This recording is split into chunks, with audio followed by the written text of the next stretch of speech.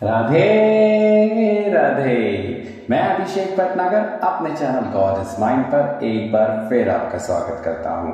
आज हम श्रीमद् भागवत के 4वें स्कंद के 20वें अध्याय को पढ़ने जा रहे हैं, जिसमें हम आपको बताएंगे कि किस तरीके से राजा पृथु का सब राजाओं को अपने मकान पर बुलाना, और जिस तरह कल आपने ये जाना था कि किस तरह के राजा पृथु ने धरती से अलग अलग औषधियां और सब चीजें बाहर निकाली थी, गौ की तरह दुहा था। तो आपको यह पता चला कि किस तरीके से हमारे शास्त्रों के अनुसार, हिंदू शास्त्र के अनुसार, धरती पे पहाड़ नदियां कैसे आई थी। वो पहले से ही नहीं थी, ये सब राजा पृथु के परिश्रम का ही प्रभाव था, जो उन्होंने सब नदियों, पहाड़ों, सागर को, सब जगह को एक तरफ एक से संवारा था। आगे करते हैं अध्याय की शुरुआत। सुखदेव जी ने कहा, हे परीक्षित, नारायण जी राजा पृथु की स्तुति करने से प्रसन्न होकर बोले, हे राजन, तुम्हारे 100 यज्ञ संपूर्ण हुए, हम तुमसे बहुत प्रसन्न हैं। कुछ वरदान मांगो। तुम इंद्र का अपराध क्षमा करके इससे किसी बात का विरोध मत रखो, क्योंकि शत्रुता किसी से नहीं करनी चाहिए। सब छोटे बड़े प्राणियों में आत्मा एक ही है। शुभ व अशुभ कर्म करने से भला व बुरा कहलाता है। सो तुम दया व धर्म से प्रजा का पालन करो। तुम्हें संकादिक ऋषिवर आकर ज्ञान का उपदेश करेंगे। यह वचन सुनकर त्रिलोकीनाथ ने राजा पृथु से विधि पूर्वक उनकी पूजा करके हाथ जोड़कर विनय किया, हे दीन दयालु, मैं किसी के साथ शत्रुता नहीं रखता और ना इंद्रलोक या दूसरी वस्तु लेने की चाहना रखता हूँ। केवल यही चाहता हूँ कि आपके चरणों की भक्ति व प्रीति मेरी हृदय में बनी रहे। आप लक्ष्मी जी से भी अधिक अपने भक्तों को प्यारा जानते हैं। जिसने आपकी भक्ति का सुख पाया वह मनुष्य संसारी माया मोह में नहीं फंसता। सो मुझे आपके चरणों की भक्ति व प्रीति चाहिए। मैं वचन सुनते ही नारायण जी प्रसन्न होकर बोले, हे राजन, तुम मेरे परम भक्त हो, तुम्हारी सब इच्छाएं पूर्ण होंगी। जब त्रिलोकीनाथ ऐसा कहकर वैकुंठ को पधारे और ब्रह्मा अपने स्थान को गए और राजा का यज्ञ संपूर्ण हुआ, तब उन्होंने ब्राह्मणों और ऋषिवरों को बहुत सदान व दक्षिणा देकर विदा किया। राजा पृथु इंद्र से प्रीति रखकर धर्म के साथ प्रजा का पालन व राज्य करने लगे। उनके राज्य में कभी ब्राह्मणों व ऋषिवरों ने किसी पर क्रोध नहीं किया।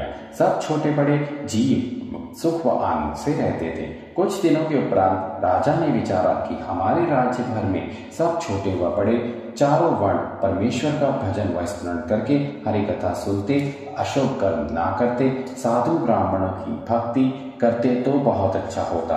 ऐसा विचार कर उन्होंने सातों द्वीपों के राजाओं, ऋषिवरों, ब्राह्मणों, महात्माओं और चारों वर्णों के लोगों को नेता भेजा।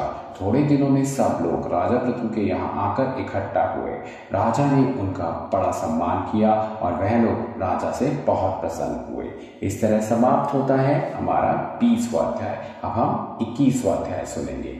राजा पृथु का सब राजाओं से भगवत भजन अपने अपने राज्य में फैलाने के लिए कहना।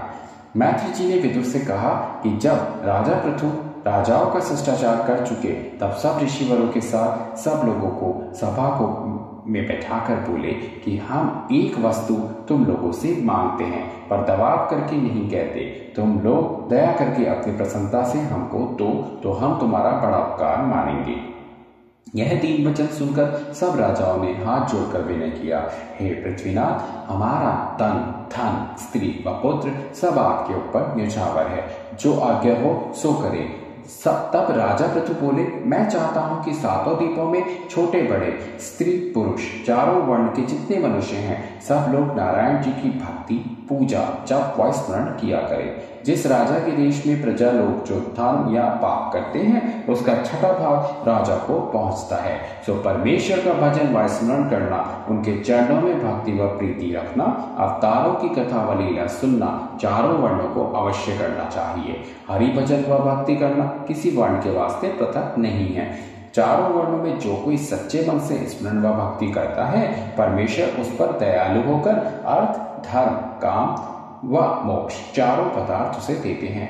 देखो, शबरी भिल्लनी का झूठा भेद दिया हुआ परमेश्वर ने बड़े प्रेम सिखाया था। इसी में वर्णों व आश्रमों और धर्म प्रसिद्ध थे। अब हमारी इच्छा यह है कि मेरे समय में परमेश्वर का नाम लेना और उनकी भक्ति करना ही सबका धर्म हो। सो तुम लोग अपनी अपनी प्रजा को इसी तरह के धर्म का उपदेश करो।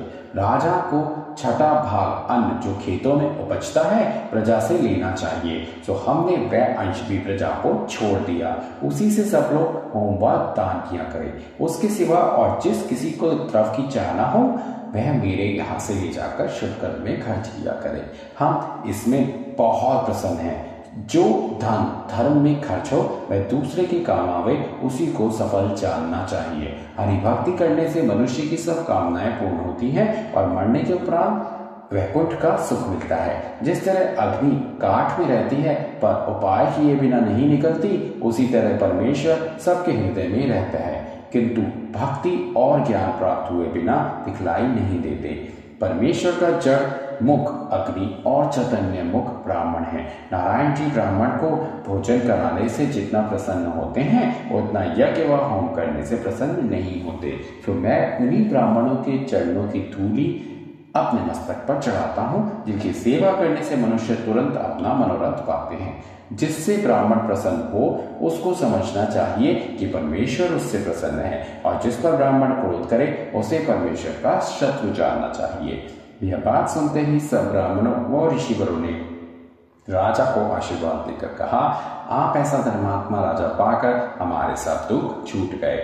सब राजाओं ने अपने अपने देश में जाकर राजा क्रतु के आगे अनुसार धर्म का प्रचार किया। जब धर्मात्मा क्रतु के उपदेश से सब संसारी लोग मनुष्य हरिचरणों की भक्ति व नाम का स्मरण करने लगे, तब देवलोक में यह समाचार सुनकर एक दिन सनकादिक ऋषिवरों ने ब्रह्मा जी की सभा में कहा, मृत्युलोक में राजा क्रतु ऐसा धर्मात्मा उत्पन्न हुआ है कि जिसके उपदेश से हरि भजन व भागवत धर्म संसार में फैल गया। उसके धर्म से सब लोग कृतार्थ होंगे।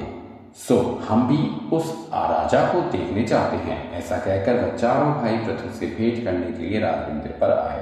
राजा उन्हें आकाश मार्ग से सूर्य के समान आते देखकर अपनी सभा समेत उठ खड़े हुए और दंडवत करके बड़े हर्ष से सम्मान से सिंहासन पर बैठाकर उनके चरण धोए और विधि पूर्वक पूजन करके चरणामृत लेकर हाथ जोड़कर विनय किया, महाराज मेरे पिछले जन्म के पुण्य उदय हुए जो आपने बिना बुलाए अपना दर्शन देकर मुझे कृतार्थ किया। यह 3 वचन सुनकर संत कुमार जी बोले, हे राजन, परमेश्वर से तेरी भक्ति सुनकर हम तुझे देखने आए हैं। राजा ने उनकी अति दया देखकर पूछा, हे दीन बंधु, संसारी मनुष्य जन्म व मरण से किस तरह छूटते हैं? सनत कुमार जी ने कहा, हे राजन, तुमने जगत की भलाई के लिए यह बात पूछी है, तो उसका उपाय हम बतलाते हैं। सुनो, जो कोई मनुष्य तनु पाकर अंत्यकरण से श्याम सुंदर के चरण व स्वरूप का ध्यान, जीवा से नाम का स्मरण व हरि चर्चा और कानों से उनकी कथा व लीला प्रीति के साथ सुना करे, वह मनुष्य आवागमन से रहित होता है और परमेश्वर में दृढ़ प्रीति हो जाती है। संसार में अपने शरीर, घर, स्त्री व पुत्रों को अपना समझकर उनसे प्रीति रखना, यही दुख की फांसी जानो। परमेश्वर के चरणों का ध्यान करने से ज्ञान प्राप्त होता है और काम क्रोध मोह लोभ में चित्त लगाने से ज्ञान नहीं रहता। यह बात विचार कर मनुष्य को उचित है कि कुछ संत से अलग रहकर संत व महात्माओं की सेवा किया करे, जिसमें उसका कल्याण हो। इसके सिवा दूसरा कोई उपाय मुक्ति करने का नहीं है। यह ज्ञान सुनकर राजा ने विनय किया कि हे तरुण महाराज, आप जिस तरह कृपा करके यहाँ आए हैं उसी तरह दयालु होकर ऐसा आशीर्वाद दीजिए कि जिसमें मेरी सब प्रजा हरिभक्त हो जाए। आपने मुझे ज्ञान का यह जो उपदेश किया है उसके बदले मैं आपको कौन सी वस्तु दूं? मेरा राज्य और सब धन ब्राह्मणों और वैष्णवों के लिए है। उन लोगों से जो बचता है उसे मैं अपने काम में लाता हूँ, इसलिए आपको कुछ दे नहीं सकता। मैं आपका ऋणी हूँ। आप दया करके कोई ऐसा उपाय करें जिसमें इस ऋण से मैं और ऋण हो जाऊं। सनत कुमार जी ने कहा, हे राजन, कोई किसी का ऋणी हो और ऋण का पाने वाला कहे कि हमने तुझे छोड़ दिया तो वह और ऋण हो जाता है।